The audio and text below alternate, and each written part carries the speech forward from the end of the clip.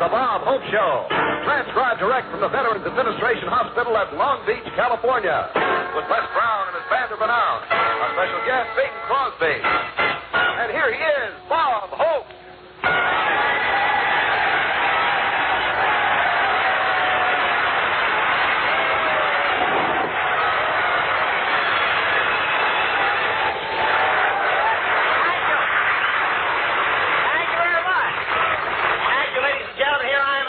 On Christmas Day for these boys in the Veterans Hospital.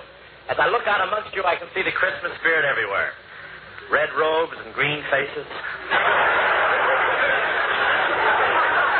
And I said to Dr. Edwards, I'm looking forward to a great show today. Last time I was here, I found out how to make these guys laugh. He said, I know, Hope, but now we keep that stuff locked up.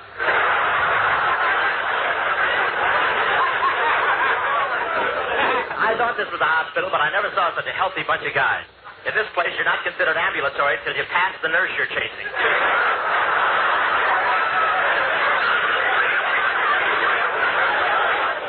And I noticed the modern trend in Veterans hospitals. Now, new hospital beds have gadgets to do everything. One fellow pushed all the buttons at once to see what would happen. He's now drawing flight pay. He'll be in for a landing any day now. And you should see the way these guys speed around the corridors in their wheelchairs. I asked one patient how much longer he expected to be confined. He said, I've been cured for a month. Now all I got to do is serve out the last 90 days of my traffic sentence.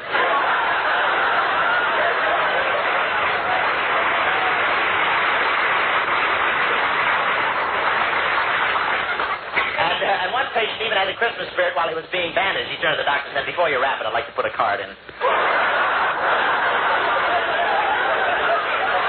I watched one of the nurses decorating the Christmas tree in one of the wards. What a beautiful sight. And the limbs on the tree weren't bad either. One soldier took a look at the star on the top of the tree and he said, egad, there's a brigadier general running this show, too.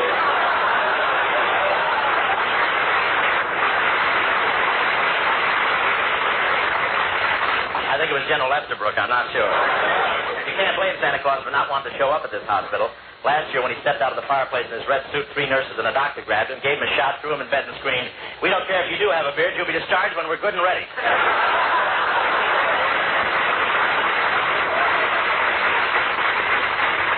I played Santa Claus for my kids, and it was great. I had a real Santa Claus suit and came down a real chimney. It was exciting. They had a real fire.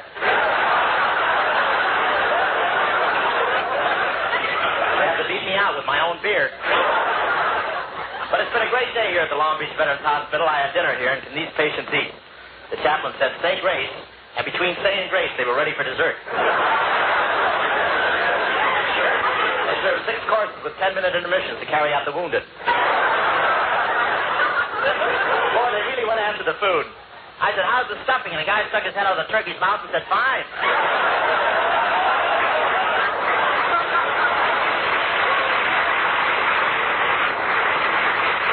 One guy at the table looked really beat. I said, you look like something the cat dragged in. He said, yeah, but he won't drag me out again. I ate him.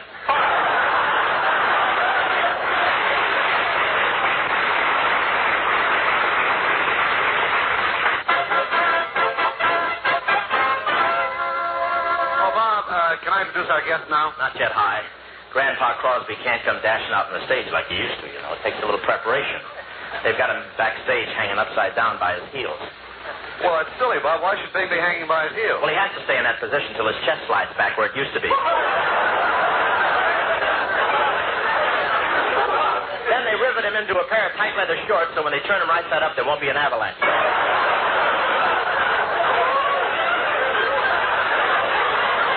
But I got a right to be sore. Wait till I tell you what happened. It was yesterday afternoon. I was in a department store to buy a gift for Bing. Well, there's Santa Claus standing in the middle of the aisle. I'll go over and say hello to him. Well, jolly old Santa. Well, tonight's Christmas Eve, Santa. Are you going to get into your sleigh and sail over the housetops? No, boy, I'm going to the rendezvous and fly around the chandelier.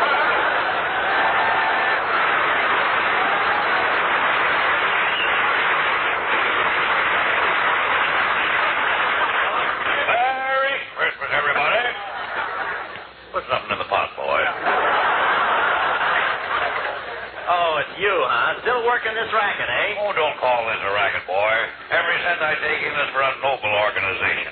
You've heard of the SPCA? Oh, yes, the Society for the Prevention of Cruelty to Animals. Yeah, well, this is for the HGPLF, the homeless coonie birds of Lower Frangipani. Frangipani? Where's that? I've never been able to find out. I hope I locate it. I'd hate to be stuck with all this money. Merry Christmas, everybody. Now, wait a minute. Anyway, boy, I'm not a crook. I'm really one of the store detectives. I watch the customers to see they don't steal anything. Oh, you're a store detective? That's right. That's like making King Farouk house mother and Vassar.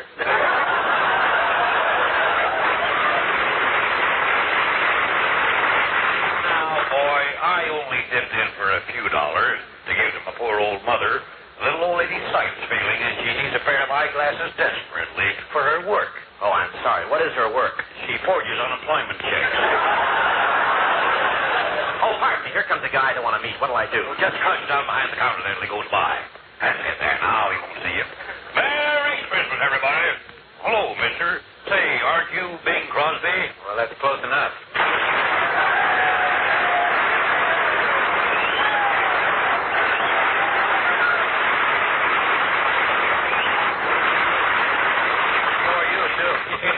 I see you're accepting contributions, Santa. I'd like to add mine to the pot. Here. Some contribution, a can of Minute Maid. Perhaps you can help me, Santa. I don't know the store very well around here, and I'm looking for a present for a friend of mine, Bob Hope. Well, you know him better than I do. Why don't you buy him whatever he needs the most? Well, now, that's an idea. Yeah. Where can I get a large package of talent?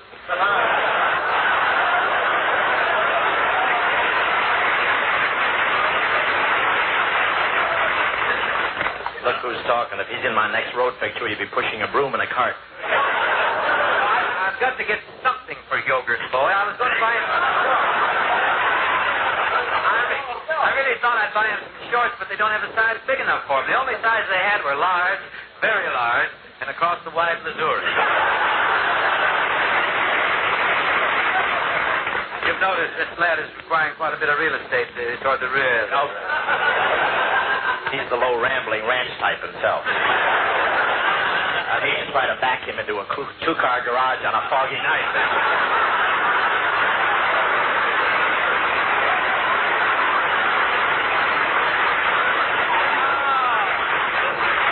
He had the knife out, couldn't open the blade.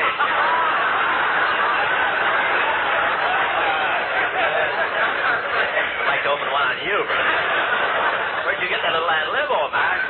I can feel it right between my... It shouldn't be hard to think of a present for your friend. Think of it the other way around. What's the one thing you'd like to receive from Bob Hope? A postcard from a concentration camp in Siberia.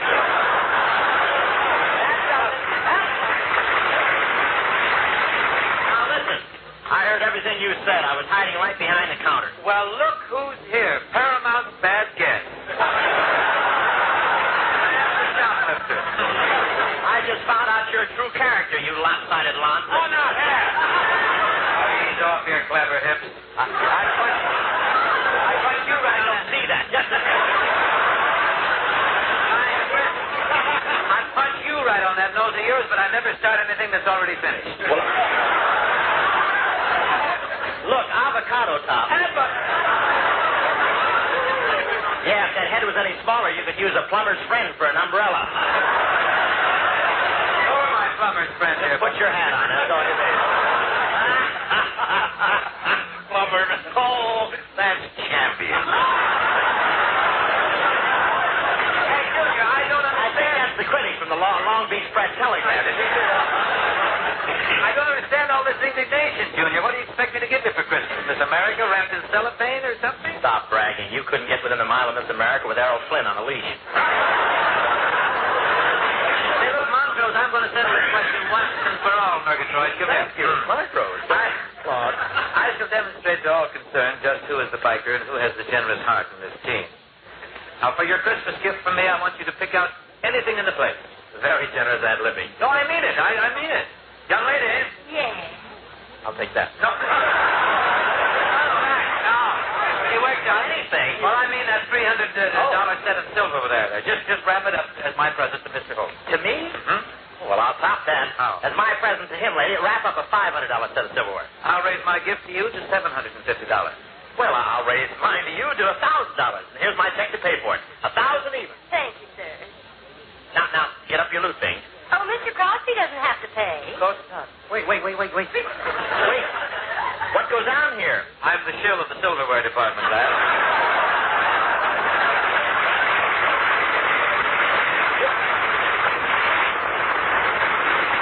You're the shill? Yes. Gary owns the store.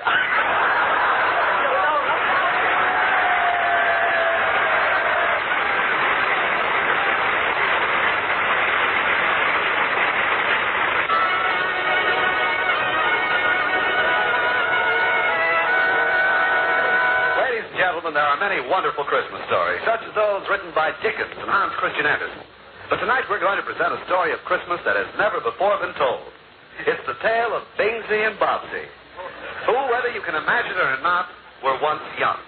Let us go back through the years. At the home of the host in Cleveland, there is a tiny new arrival. Look at him, Dad, laying on his little blanket. Isn't he just what you wanted for Christmas? No.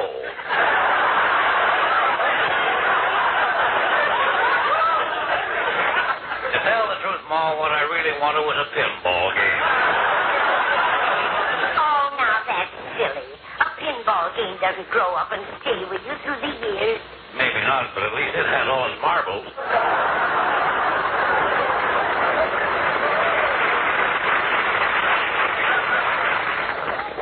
Remember, Pa, before the baby came, you went out and bet $50 it would be a boy, and I bet $50 it would be a girl. Yeah. That's $100 we'll never see again.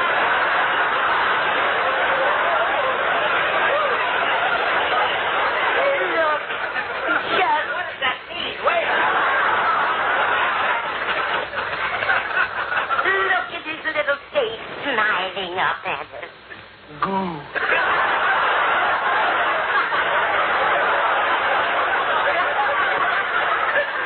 Say something, Sonny.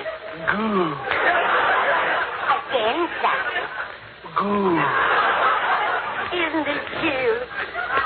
Sonny, tell me, what would you like for Christmas? The new lines I'm laying an egg with is goo.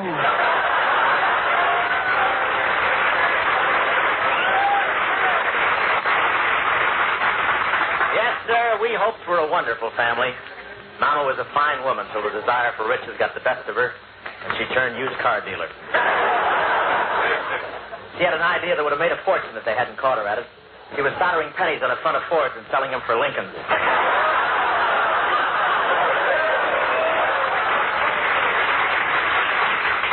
Automobiles, that was all my folks ever thought of. As a baby, I never had any talcum powder. They jacked me up twice a week and Simonized me.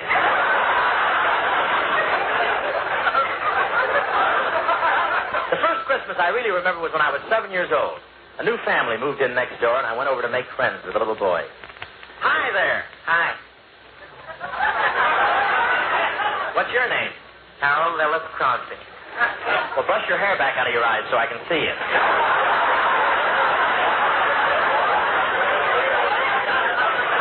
You can tell this is a fantasy. Oh, fantasy. Santa's coming tonight. What do you want for Christmas? I can't have anything. We're very poor. Are you really poor? Yeah, we don't have anything except what my brother Larry brings in on Saturday night. What's that? My brother Everett. What do you want to be when you grow up? Well, most kids want to be an engineer on a big train and go lickety-split. An engineer on a big train and go lickety-split? Yeah, but that's stupid. I want to be a singer. Listen. That old black magic's got minutes, well. That old black magic that I know so well. Ba-ba-ba-boo, ba-boo, ba-ba-ba-boo, ba-boo. What do you want to be when you grow up? Engineer and go lickety-split and run over you?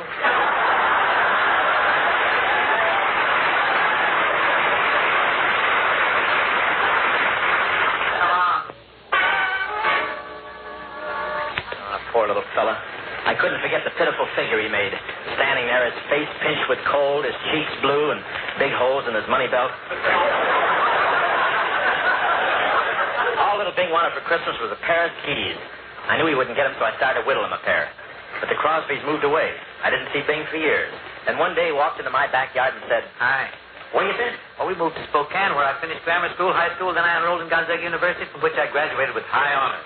From there, I went to the Sorbonne in Paris, where I studied for her, and I acquired my master's degree in music. What have you been doing? I finished your skis.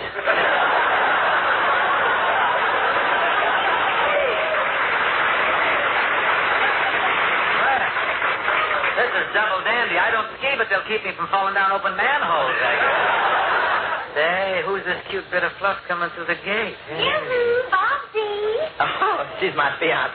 She's so crazy about me, she thinks I'm the only guy in the world. Hello, Bobsy. I just thought I'd come over. Well, who's this? Over the river, Charlie. Skip the gutter. Fluffy up your feathers, will you? I'm a chicken inspector.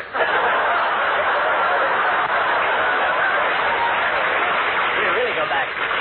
Oh, 23 skidoo. I'm Kid Pepper. You can't shake me. Squeeze me, kid. Squeeze me, kid. I'm a lemon. The ushers will now pass among you with Tums. You're quite a dish, honey. I'm in a generous mood today. You may kiss me if you like. Oh, thank you.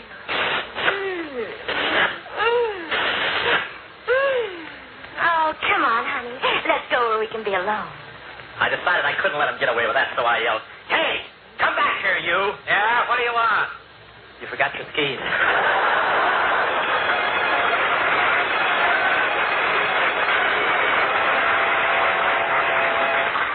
I didn't see Bing for several years, but he told me he never made any money till the Carnation Company hired him.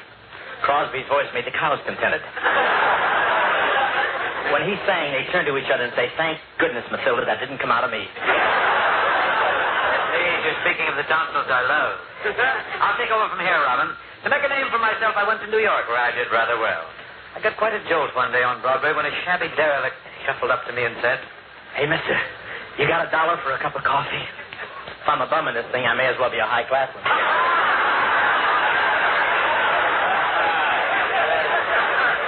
Get away from me, you panhandler. You ought to be ashamed. Haven't you any higher ambition than this? Yeah. What is it? I want to be an engineer in a big train and go lickety-split.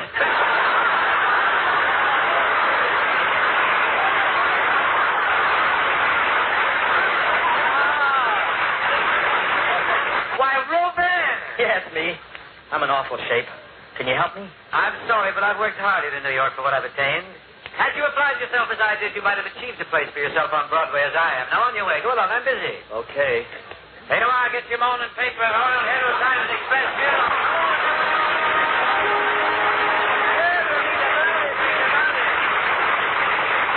I took pity on Bob, and I added him to my vaudeville act when my seal died. Again, fitted him perfectly, and I soon taught him to sit up, clap his flippers. Oh, what an act it was. By the light By the ever-loving night of the silvery moon. it rhymes with June and croon and spoon and goon unless Brown Band is out of tune. Say, Joe. Yeah, Mo? Did you hear what the fella said when he buried the light bulb under the ice house? Now, what did the fella say when he buried the light bulb under the ice house? Mazda's in the cold, cold ground.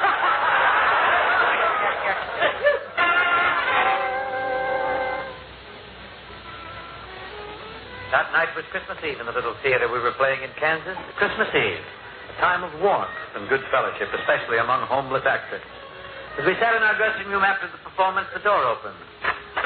The manager of the theater stuck his head in with a genial gleam in his eye. He smiled and said, "You no talent jerks are fired." Fired? For what? It ain't enough your act this bad, but ever since you've been here, we've been missing popcorn from the machine in the lobby. And all we understand your agent is living here in the dressing room with you. A pack of lies. We never stole anything out of the lobby. And our agent's never been in this room. Just pack up and get out. Well, open the trunk. Gee, thanks, fellas. It's hard to breathe through all that popcorn.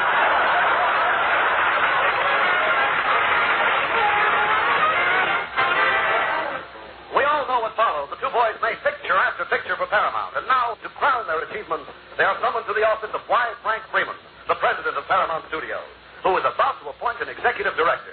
May the best man win. Well, hello, boy. Well, hello. Hello, Mr. Freeman. How are you, boy? I won't keep you waiting because I know you're anxious to know my position. Naturally, executive director is an important most terror. Swell. Where's my desk? And the man who was most charming and handsome. A very clear description of me. Fade, Junior. Go ahead, beat it. So I want you both to meet the man we selected. Well, don't stand there. Empty the waste paper. Oh, no!